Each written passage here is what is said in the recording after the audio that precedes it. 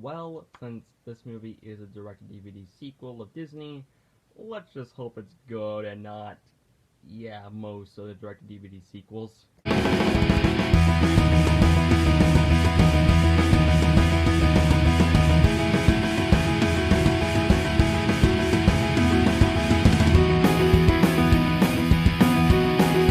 Hello, everyone, and it's finally time we take a look at The Lion King 2, Simba's Pride.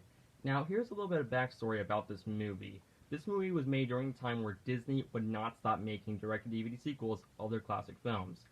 Some were decent, in fact, some of them were actually pretty good, but some of them were god-awful movies, Hunchback of Notre Dame 2 and Mulan 2. Those two movies were just god-awful. So where does this movie stand? Is it bad? Is it good? Or is it decent? Let's find out. Now, this movie does take place a few years after the event. It does take place. Now, the plot is that it does take place a few years after the events of the first movie. Simba is the new king of Pride Rock, and if you don't remember, at the end of the first movie, he had a daughter named Kiara. I think that's how it's pronounced, Kiara. And yeah, and basically he's trying to make sure she's safe. But you know how the first movie was based off of Hamlet? This movie is actually based off of another Shakespeare play, Romeo and Juliet, which actually is kind of funny, which is actually kind of genius in my opinion.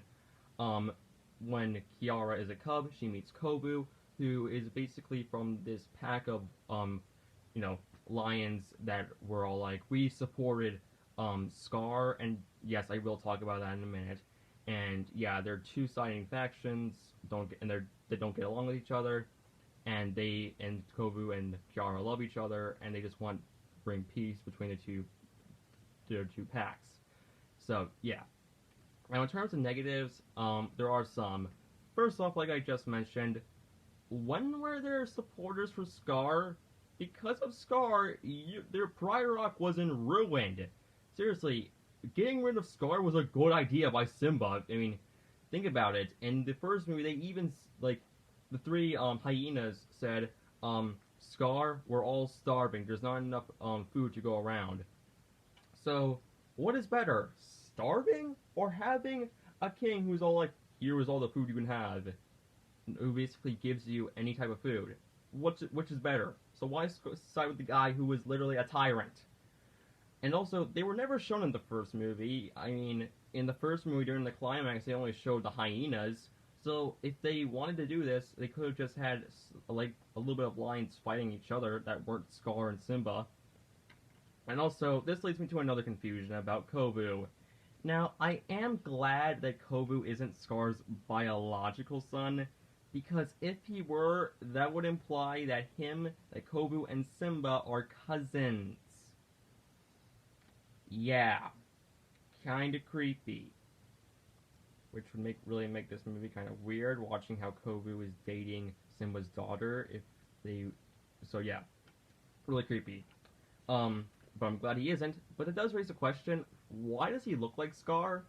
I'm just saying. I mean, I really wish we could have had a flashback scene between him and Scar. So yeah. Also, there's another problem I have with this movie. Simba. Now, I like Simba. I really like him, honestly. But it's just that, and I am glad they do have the voice cast back, all the actors from the first movie back, but I do have a problem with Simba. In the first movie, he learned about, how to move on and basically be a better man and forget about the past and learn from his mistakes.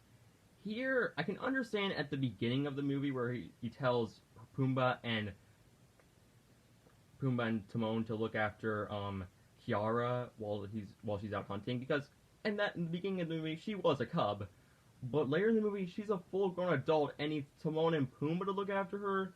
I'm sorry, why not have Zazu do it, since Zazu can fly and can alert much faster? I'm just saying, I mean, I like Timon and Pumbaa a lot, but still. Also, so, yeah, that's most of my problems with the movie. Now, in terms of that's most of my problems with the movie, but here's my positives of the movie. First off, the animation. While it's not as good as the first movie, the animation does look very nice for the most part. I mean, there are some times where they would not look good, but it does, overall, look pretty good to watch in my opinion. Not as good as the first one, but still pretty good. Also, I do like the voice cast. All the actors do a good job as always. And I find it funny that the voice actor for Kobu is Max from Goofy. That is hilarious. I'm not even joking. Wait a minute. But to be fair, in Hercules, Scar no Hercules did wear Scar as like a trophy. So, oh my God, they're all connected. I'm sorry for that joke, but still. Now, what else do I think of the movie? I do like Kobu and Nal and Kobu and Kiara's relationship. They do work pretty well, and Zira is actually kind of a very unique villain, since basically she wants revenge for Scar, and I do think her motives are a lot better. Since what else sounds more intimidating, trying to get land or thirst for vengeance? I'm not even joking. While I do think Scar is a much better villain due to Jeremy Irons' performance, I do think Kira um, you know, Zula does have more better reasons. I'm sorry, it was Zira. I'm sorry, I just got her name confused for a moment there. And also, I do like the ending of the movie. It is very beautiful. We have all the lions roaring together, and I do like how instead of how Romeo and Juliet ended, the two nations are all like, okay, we're gonna stop, except for Zira. She's all like, I'm gonna kill you, and yeah, they all get along at the end, except for Zira, who plummets to her death. Yeah, there are some other characters like Kyobu's brother who's not very interesting. I mean, he does have a good motivation, like he wants to impress his mom, and I will admit his death was kind of sad, but he was just fine character. The songs are pretty good in my opinion. I like We Are One, that was a nice song. And I do like the song on Disgrace, the moment he faced deception. I do like that song a lot, and I do like My Lullaby. I do like that song. That's very haunting in a lot of areas. And yeah, while it's not as good as the first movie, I would definitely say this is my favorite and the best of the remakes of the direct-to-DVD sequels we are getting with Disney that we got. So yeah, while it's not as good as the first movie, it is still a pretty good movie. Overall, I'm giving The Lion King to Simba's Pride an 8 out of 10. Pretty good, but yeah. So join me next time as we take a look at The Lion King 1.5. But yeah, this is a pretty good movie. I would recommend it. The characters are like the first movie. Well, Simba is there, but still. So yeah, see y'all later, and bye.